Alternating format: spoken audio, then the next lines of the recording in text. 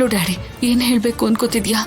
ಅಂದ್ರೆ ಅದು ನೀನ್ ಅಪಾರ್ಥ ಮಾಡ್ಕೊಂಡಿರೋ ಹಾಗೆ ನನ್ ಸಾವಿಗೆ ಸೀನು ಕಾರಣ ಅಲ್ಲಮ್ಮ. ನೀವು ಬದುಕೇ ಇದ್ದೀರಾ ಅಲ್ವಾ ಡ್ಯಾಡಿ? ನೀನ್ ನಾನ್ ಸತ್ತೋಗಿದ್ದೀನಿ ಅಂತ ಅದಕ್ ಕಾರಣ ಸೀನುನೇ ಅಂತ ಅನ್ಕೊಂಡಿದ್ಯಾ ಅಲ್ವಾ? ನಾನ್ ಹಾಗೆ ಅನ್ಕೊಂಡಿದ್ದೀನಿ ಅಂತ ನಿಮಗೆ ಹೇಗೆ ಗೊತ್ತು?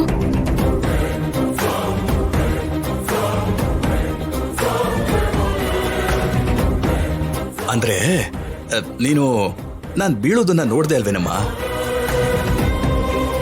ಸೀನು ತಳ್ಳಿದ್ದು ಅಂತ ಅನ್ಕೊಂಡು ಸೀನುನ ಎಲ್ಲಿ ಅಪಾರ್ಥ ಮಾಡ್ಕೋತೀಯೋ ಅಂತ ಅನುಮಾನ ಬಂದು ಫೋನ್ ಮಾಡದ್ನಮ್ಮ. ಪಾಪನಮ್ಮ, ಸೀನು ತುಂಬಾ ಒಳ್ಳೆಯವನಮ್ಮ. ಹೌದಾ ಡ್ಯಾಡಿ? ಹೌದಮ್ಮ. ಈಗ ನೀನು ಯೋಚಿಸ್ಬೇಕಾಗಿರೋದು ನನ್ನ ಬಗ್ಗೆ ಅಲ್ಲಮ್ಮ, ಸೀನು ಬಗ್ಗೆ. ಏನು? ಅಂದ್ರೆ ಆ ಮುಠಾಳ ಆದಿತ್ಯ ಅವನ್ ಡ್ಯಾಡಿ ಜೊತೆ ಸೇರಿ ಅಮೆರಿಕಕ್ಕೆ ಹೋಗಿದ್ದು ಒಳ್ಳೇದೇ ಆಯ್ತಮ್ಮ. ಆದಿತ್ಯ ಅವರ ಪೇರೆಂಟ್ಸ್ ಬಂದಿದ್ದು, ಆದಿತ್ಯ ಮತ್ತೆ ಅಮೆರಿಕಾಗ್ ಹೋಗಿರೋದು ನಿನಗೆ ಹೇಗೆ ಗೊತ್ತು?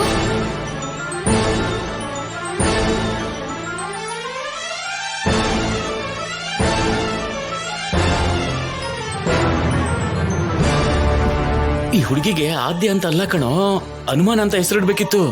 ಹೇಗ್ ಕೇಳ್ತಿದಳ ನೋಡು. ಅಪ್ಪ ಸುಮ್ಮನೆ ಆಗುತ್ತೆ ಹೆಂಗೆ ಒಂಥರ.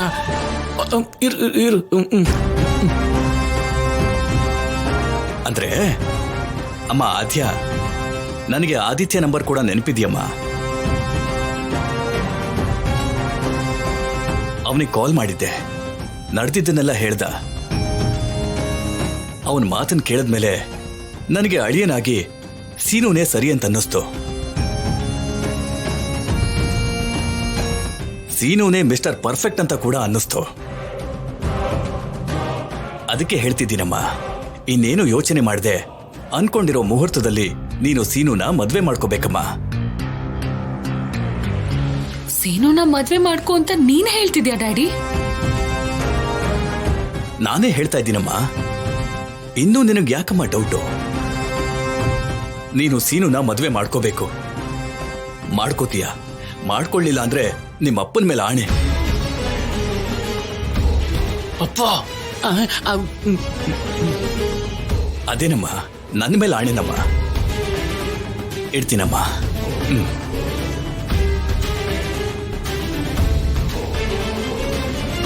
ತಗೊಳ, ನಿನ್ ಫೋನ್ ತಗೋ.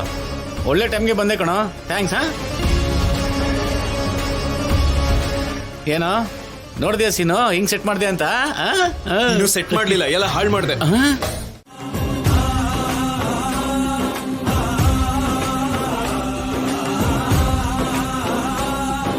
ರಾಜಿ, ಚೇಚೆ ಏನ್ ಮಾತಾಡ್ತಿದ್ಯಾ ರಾಜಿ ನೀನು? ಅಲ್ಲ ನನ್ನ ರಾಜಿ, ಇದೆಲ್ಲ ಸುಳ್ಳು ರಾಜಿ, ಇದು ಎಲ್ಲ ತಪ್ಪಾಗಿದೆ ರಾಜಿ. ರಾಜಿ ಇಲ್ಲ, ನಿಜ ಸರ್. ಅಶ್ಮಿತಾ ನನಗೆ ಹೇಳಿ ಹೋದಂತ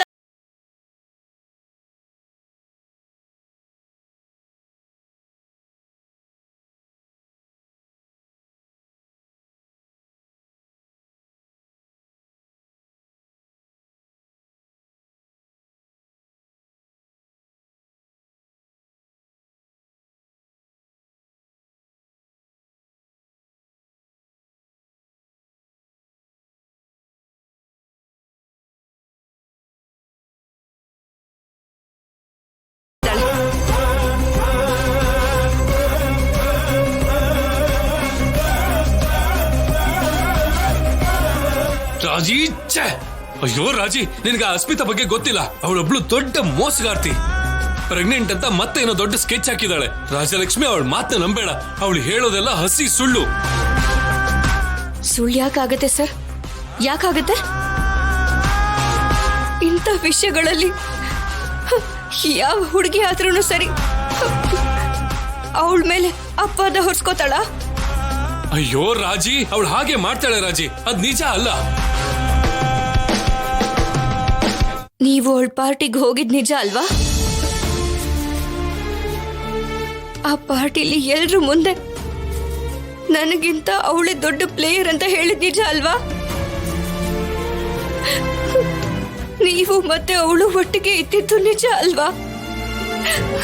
ರಾಜಲಕ್ಷ್ಮಿಗಿಂತ ಮುಂಚೆ ನೀನ್ ನನಗೆ ಯಾಕೆ ಪರಿಚಯ ಆಗ್ಲಿಲ್ಲ ಅಂತ ಫೀಲ್ ಆಗ್ತಾ ಅವಳ ಹೆಸರನ್ನ ಅವಳ ಅಂದಾನ ಹೊಗಳ್ತಾ ನಿಮ್ ಬಾಯಾರೆ ಐ ಲವ್ ಯು ಹೇಳಿದ್ರಿ ಅಲ್ವಾ? ಅದಕ್ಕೆ ಸಾಕ್ಷಿನೂ ಇರೋದು ನಿಜ ಅಲ್ವಾ? ಇದೆಲ್ಲ ನಿಜ ಆಗಿರುವಾಗ ಆ ಪ್ರೆಗ್ನೆನ್ಸಿ ವಿಷಯ ಯಾಕೆ ಸುಳ್ಳಾಗತ್ತೆ? ಆದ್ರೆ ಒಂದು ಸರ್, ಆ ಅಶ್ಮಿತಾ ಮಾತಲ್ಲೇ ಮರಳು ಮಾಡ್ತಾಳೆ, ಕರೆಕ್ಟಾಗಿ ಹೇಳಿದ್ರಿ ಸರ್. ಆದ್ರೆ ನೀವು ಅವಳನ್ನು ಮೀರಿದ ಮೋಸಗಾರರು ಸರ್, ಅದನ್ನು ಮೀರಿಸಿದ ದ್ರೋಹಿ ಸರ್.